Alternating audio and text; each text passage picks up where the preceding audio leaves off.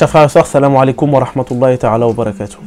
Alors donc ça a commencé en 2009. C'était à la base 4 frères qui se sont donné le mot, se sont envoyés un SMS et se sont dit aujourd'hui on va se donner rendez-vous à la gare Saint-Lazare. On va marcher et la première personne qu'Allah subhanahu wa ta'ala mettra sur notre chemin, on va lui rendre son droit, on va lui distribuer de quoi se nourrir. Et j'ai le souvenir parfois ça allait jusqu'à l'aube.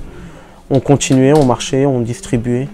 Et on a fait comme ça nos premières rencontres. Ensuite, des gens se sont ajoutés à nous. Alhamdulillah, donc on est devenu aujourd'hui une association.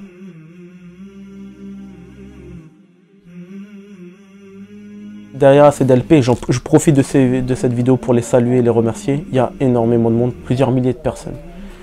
Derrière ces personnes, donc, on trouve les bénévoles en premier lieu. Ce sont les gens qui se retrouvent ici au local, tous les jours de la semaine, pour préparer les denrées alimentaires. Le deuxième groupe qui forme au cœur de la précarité, ce sont ces donateurs. C'est eux qui alimentent nos actions à travers leurs dons et qui nous permettent aujourd'hui d'avancer, de construire de nouveaux projets. Enfin donc, je tiens aussi à saluer nos partenaires qui nous suivent depuis la création de l'association pour certains et qui chaque mois nous étonnent par le fait de nous offrir et de nous livrer des quantités extraordinaires de nourriture. C'est quelque chose qui nous touche beaucoup, c'est la confiance que ces gens nous ont donnée. Et c'est quelque chose pour nous de très important.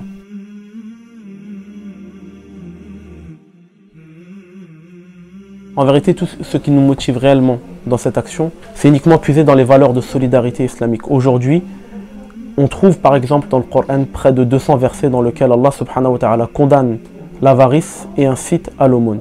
La colonne vertébrale au cœur de la précarité, ça a été un verset. Le suivant que vous trouverez dans Surat al-Insan, qui signifie dans le sens certes, nous vous nourrissons uniquement pour le visage d'Allah. Nous n'attendons de vous ni récompense, ni remerciement. On trouve effectivement dans la tradition du prophète sallallahu alayhi wa sallam d'innombrables exemples de solidarité. Que ce soit Omar ibn al-Khattab en tant que calife, qui les soirs durant tournait autour de la ville à la recherche des plus démunis pour leur donner leur haqq, leurs droits. Tous ces exemples ont forgé donc notre motivation.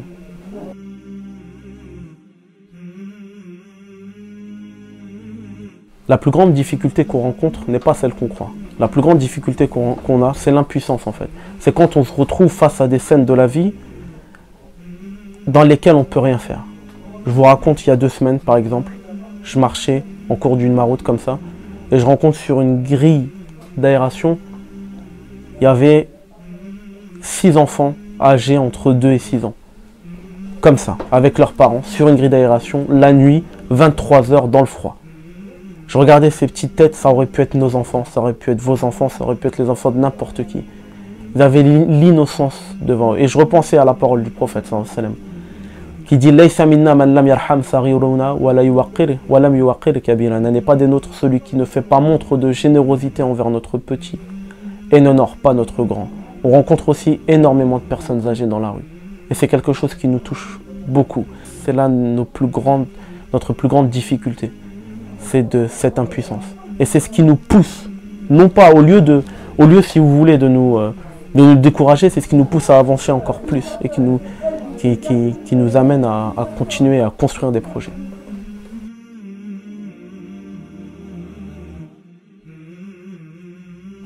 Alors au fil du temps, on s'est structuré. Cette année, donc en 2014, on est articulé autour de 4 pôles. Le premier, c'est le pôle alimentaire.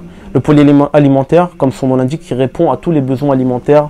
C'est tout ce qui concerne les maraudes, les distributions alimentaires, les distributions à l'hôtel social, les distributions auprès des familles, etc. C'est l'essentiel aujourd'hui au cœur de la précarité. On a un deuxième pôle, c'est le pôle vestimentaire. C'est pour nous quelque chose de nouveau et d'extrêmement important. On a constaté en vérité que la dignité d'une personne ne repose pas simplement dans le fait de remplir son estomac, entre guillemets, c'est aussi lui nourrir son cœur, c'est aussi lui redonner la confiance en lui. Et ça passe à travers le vêtement.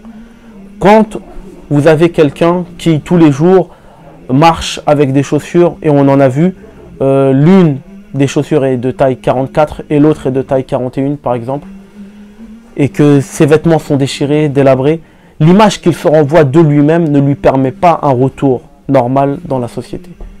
C'est pourquoi ça passe par le vêtement. C'est toute l'essence, c'est tout l'intérêt, c'est tout le leitmotiv de ce pôle vestimentaire. Troisième pôle, enfance, quelque chose qui nous touche particulièrement. On travaille depuis 2010 en partenariat avec un hôtel social à Villepinte. C'est un environnement, laissez-moi vous dire, très difficile, où beaucoup de situations difficiles se concentrent et dedans grandissent à peu près une quarantaine d'enfants. Donc dans un climat un peu de violence, etc. Alors nous, on intervient. D'abord en faisant de la distribution alimentaire dedans, mais c'est un prétexte en vérité, pour pouvoir gagner la confiance des parents et ensuite leur servir ce qui pour nous semble être le meilleur critère d'intégration, le meilleur vecteur d'intégration qui est l'éducation. On travaille actuellement donc dans le fait des activités scolaires, périscolaires avec les enfants. Ça concerne les enfants de l'hôtel social, mais ça concerne aussi les enfants que l'on voit toujours dans la rue et qui sont dénigrés aujourd'hui en France. C'est les enfants roms. Quand vous rencontrez un petit enfant qui vous raconte par exemple que dans sa classe, personne ne veut l'approcher et tout le monde le repousse en disant que voilà, je ne sens pas bon ou j'ai une mauvaise éducation, que mes parents m'ont dit qu'il ne faut pas traîner avec moi. Comment voulez-vous que cet enfant grandisse dans une situation comment voulez-vous que cet enfant grandisse dans un contexte favorable de construction? On intervient donc avec ce pôle dans notre projet auprès de ces jeunes enfants pour leur dire la vengeance que vous avez à prendre sur cette société, c'est à travers les diplômes, c'est à travers l'éducation. Voilà donc pour résumer brièvement, et le quatrième pôle, donc le pôle le plus fondamental mais aussi le plus difficile, c'est le pôle social. C'est l'étincelle de plus qui va permettre aux gens de sortir de la rue. C'est quelque chose qui est difficile, qui se fait sur du long terme. Il faut développer avec nos bénéficiaires une véritable relation de confiance pour qu'ils puissent s'ouvrir à nous et avec lui marcher main dans la main. C'est tout le but de ce pôle social.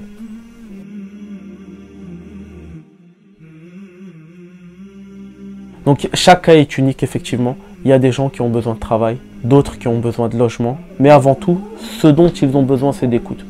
C'est la première passerelle par laquelle on construit une relation avec nos bénéficiaires.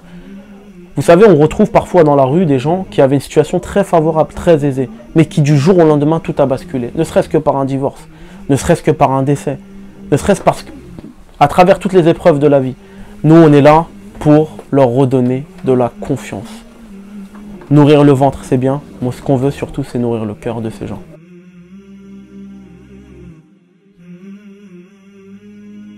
Pour nous rejoindre, c'est très simple.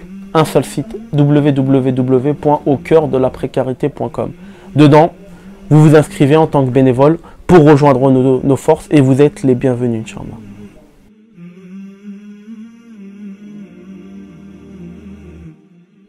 Notre objectif en 2014, c'est de redonner la dignité à 600 personnes. C'est la première étape d'un grand projet. Ce grand projet, c'est quoi? C'est redonner à ces personnes-là donc leur dignité qui va leur permettre par la suite de devenir autonomes, à s'intégrer complètement dans notre société, à sortir des malheurs de la rue.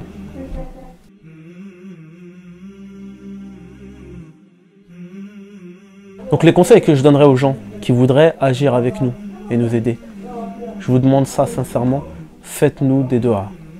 Parce qu'on a observé que ça a très bien marché cette année, alhamdoulilah, on a eu la chance, le privilège d'avoir un hiver particulièrement doux, ce qui a été très favorable pour les plus démunis, bien que l'on dénombre encore malheureusement de nombreux morts, trop de morts encore dans la rue.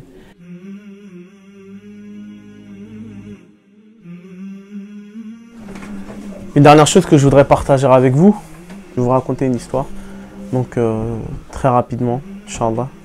Donc c'était quelqu'un qui faisait, un de nos bénéficiaires en fait, qui était à la chapelle.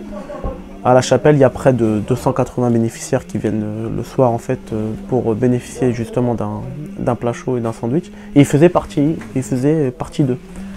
Et on le voyait chaque fois qu'on venait et tout, il venait nous saluer avec le sourire, parler avec nous et je le sentais de plus en plus intéressé. Et ensuite il repartait, il prenait son plat et il continuait son chemin. Et un jour il est venu avant les autres, bien avant les autres, et il est venu me voir, il a dit aujourd'hui je voudrais participer avec vous. Et c'est comme ça que petit à petit, donc, il est rentré dans l'organisation. Et à chaque fois qu'on venait, on le trouvait qui organisait en fait, la file d'attente, qui commençait à préparer le terrain, ensuite qui préparait les tables et tout. Ça a duré pendant plus d'un an comme ça, où il a continué donc à nous aider, à faire partir, à intégrer notre grande famille en fait, qui est au cœur de la précarité.